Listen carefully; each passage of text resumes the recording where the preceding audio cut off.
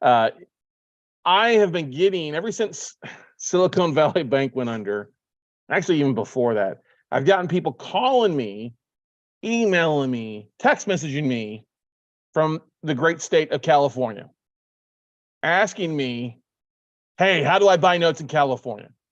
Does Silicon Valley Bank have notes that I can buy, distressed debt that I can buy? And I have to kind of chuckle a little bit because I haven't bought anything in California in over a decade. Now, that's not saying I haven't seen some stuff out there, but it doesn't mean it makes sense to buy the stuff that we see. And I'll give you some examples on this.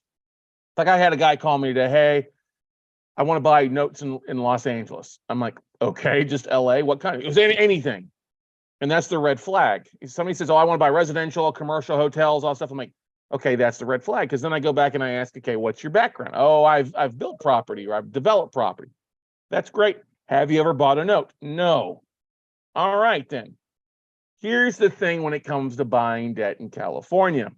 I often joke that California is the land of fruit and nuts, but with all the droughts, the fruit's dried up and you're just left with a bunch of nuts. No offense to my friends out there in Cali. Cali is a beautiful place. Just don't want to own debt out that neck of the woods. Because here's the thing. One, banks, they do have distressed debt out there, but they're not selling that stuff at any type of substantial discount. They understand the values are going up. It's getting more expensive to live out there. They're not selling that stuff off at a discount. I mean, I've seen huge non-performing portfolios, non-performing assets still being sold at 90, 95 cents on the dollar. That doesn't leave any room to make any money. And with the elongated foreclosure timeframes, it's now, if you're buying an owner-occupied note or no, that's owner-occupied, you're going to have a judicial foreclosure process, not a non-judicial aspect of it. And so banks are just not selling stuff out there at a discount that makes sense.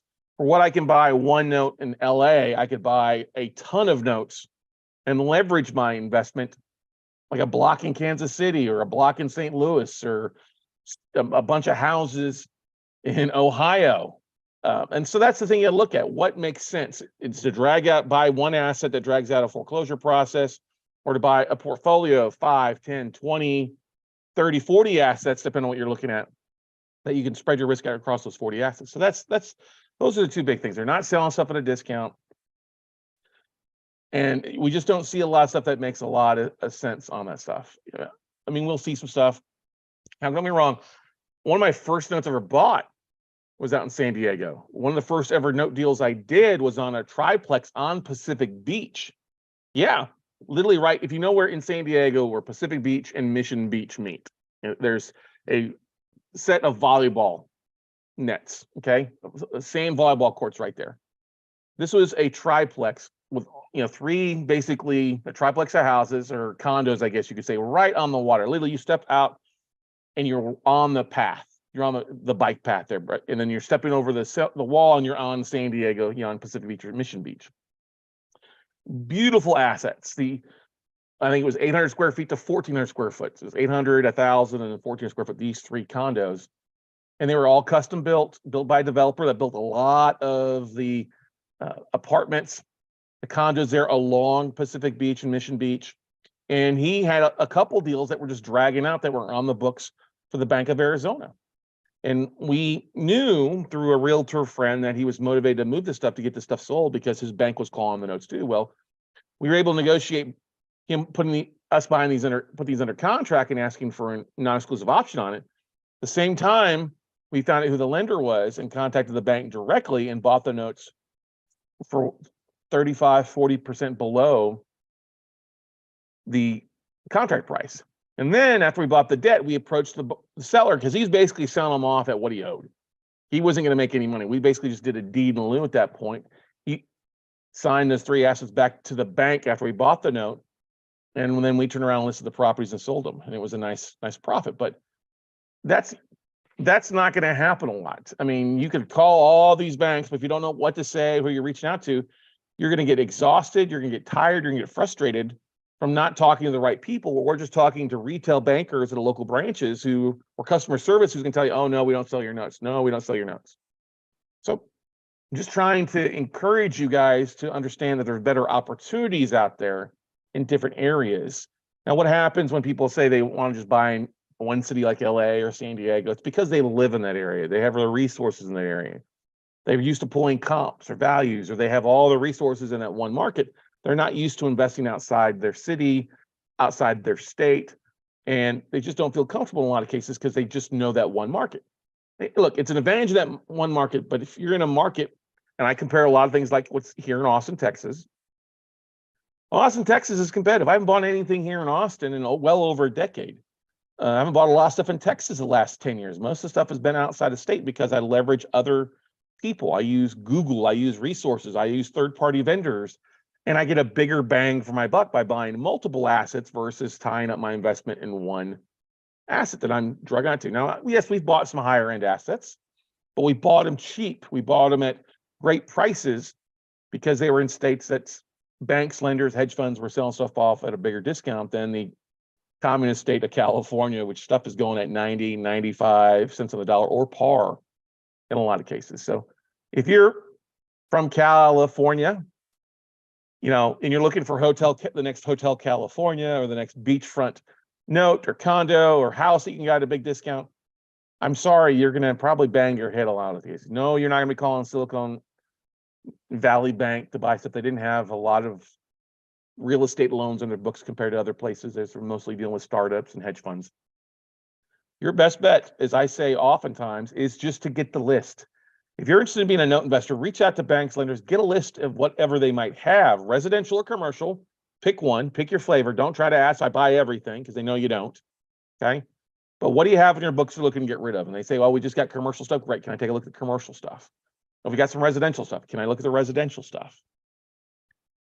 Just focus on one asset class when you're started off, because it's a different process. If you try to go, so I buy everything, hotels, you're not going to do the same thing for every asset class. And sellers who are listening to these calls can pick up right off the bat, really in seconds, if you're brand new and you know what the hell you're talking about. Or if you don't know, or if you've just seen a class or watched a YouTube video. Now, hopefully you're watching on WeCloseNotes.tv and you get a little more entertainment. Or you end up deciding, hey, I need a class because this is not as easy as I thought it would be. Then you can sign up for our 3-day virtual workshop that's upcoming. And that's one of the best ways to get started, because we'll show you what to say, what not to say, who to reach out to, who not to reach out to, how to identify banks that will have bad debt or lenders that have bad debt, and avoid those that don't. It's just a different process, ladies and gentlemen. I know everybody likes to fall in love with the idea of being a note investor. I'm just going to call banks, reach out to banks to get stuff. It's a different market than it was 20 years ago. It's not the sky is falling and America, the entire country is on sale as we saw back in 2008 through 2010. Don't get me wrong, there is still plenty of distressed assets. Short sales have gone up. You've seen distressed commercial assets, definitely. And there's commercial distressed residential real estate too. You just got to know where to look and be smarter about your marketing, be smarter about your targeting.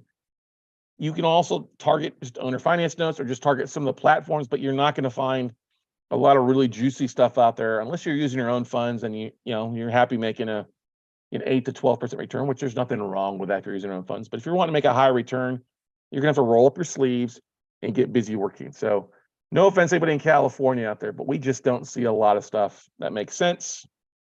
And I'll say it again, take the $1 million or the $500,000 or the $2 million that you're gonna buy one asset and go out and buy a trough of assets, a tranche of assets, okay?